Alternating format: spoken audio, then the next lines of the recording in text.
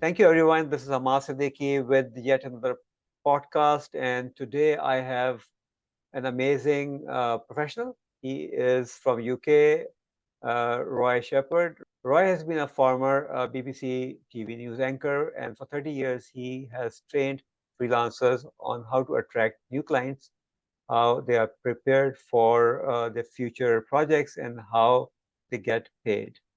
He's the founder of Freelancer Support Online, a community created especially for freelancers. I met Roy on LinkedIn, and I was fascinated with the kind of content he was putting out, and I thought, why don't I invite him to speak to you all? And this is how it all happened. So welcome, Roy, for this podcast. Delighted to be with you. And how did you start your career? You know, your journalistic career. I would really like to hear that story. Well, I started at the BBC probably about 35 years ago, and I was on TV in London for a long time doing the early evening news in the days when I used to have hair.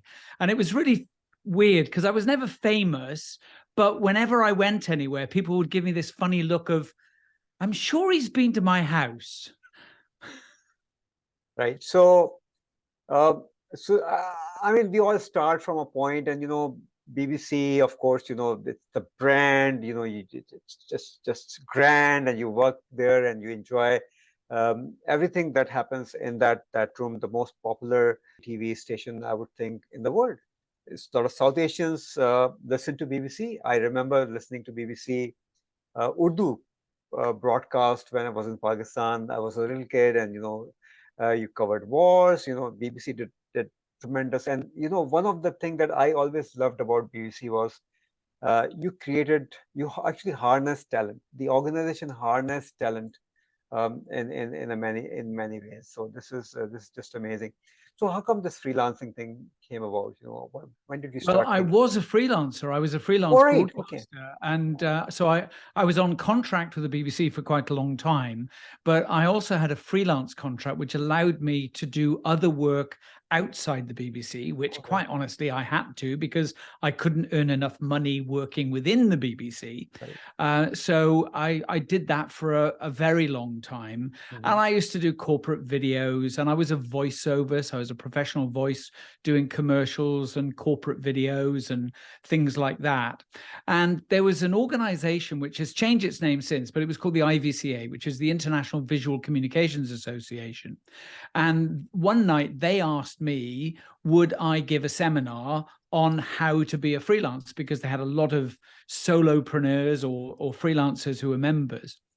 So I did an evening seminar where we had, I don't know, about 40 people, something like that. It started at 7:30, and around about 20 to 11 at night, I said, look, guys, we're going to have to stop now because we're going to get thrown out. But if anybody wants to stay behind, I'll have a conversation with you. I'm very happy to do that. And two interesting things happened. Half the audience stayed behind, which was bizarre. And I also discovered that in the audience was a freelance journalist who worked for the Sunday Times. And she wrote an article about the seminar and about freelancing generally. And I had a free leaflet that I made available to people. And I had 3,500 letters asking for help and information. It was before email. It goes back a long, long way. And I realized then that freelancers generally are really good at what they do, but they're not so good at marketing themselves, selling themselves, because they feel uncomfortable about it. A lot of them think that, even now actually, that, oh, I'm really good, that's enough. Well, no, it's not. And it's becoming increasingly competitive for a whole range of different reasons. So as a freelancer today, it's expected that you're good at whatever it is that you do, but you've really got to become far more savvy when it comes to being able to articulate the results you create for your clients, not what you do. A lot of people are in love with what they do, but it's not about that. And it's about reaching the people who are prepared to give you money. And, that's a challenge these days, and it's going to become more of a challenge in the future. No, you're absolutely right. And this has been my experience as well, because a lot of my students are freelancers. And when I started this whole thing, the course was only about LinkedIn. How do you use LinkedIn to get leads or to connect with the prospects? And it was working fine. But what I realized is that these freelancers don't really have kind of a business acumen, right? They may be good in writing, copywriting, advertising, animation, whatever. But the missing piece in this whole scheme was the business acumen. What is a your what would be your journey as a freelancer? What would be the pain points that you're going to address? Can you speak about those pain points and stuff? Yeah, I think it boils down to, and I've talked about this a lot to a lot of people. You're using very sales language when you were just describing that there, and that in itself, I think, is one of the problems that freelancers have.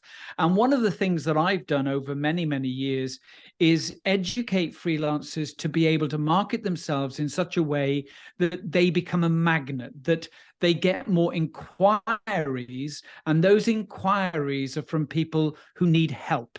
And you, as the freelancer, have been mentioned or recommended and referred by people as someone who might be able to help them. So that takes the pressure off a freelancer from feeling I've got to go out there and I've got to find people who are going to buy my services. So there's two ways of doing it. Neither way is right or wrong. They're just different. And I think the great thing about LinkedIn is that LinkedIn opens doors to relationships. And I have a slightly different view to many people in that I don't think of LinkedIn as a lead generator. There are professional salespeople who very definitely do, but my mindset is slightly different, and it works for me. And that is, I create those relationships so that the people in my network say to the people that they know, oh, we need a conference facilitating, and I know just the guy that you need to be talking to, rather than me banging on the door of production companies to say, look, I facilitate big international conferences, hire me, please. So it's just a different way of spinning it, really. And what I found is that many freelancers like that because it takes the pressure off them, and they're then seen to be a helpful individual rather than a slick salesperson. You're absolutely right. And I also believe in the same thing. It's about trust and credibility. When people trust you, they know that you are an expert because you're putting out content, you're putting out videos, you're doing live sessions, and you're not selling anything. You're just telling them or kind of educating them about something. Do the prep now. Become proactive about extending your network, broadening your network in such a way that more people will know about you to recommend you if and when the time comes.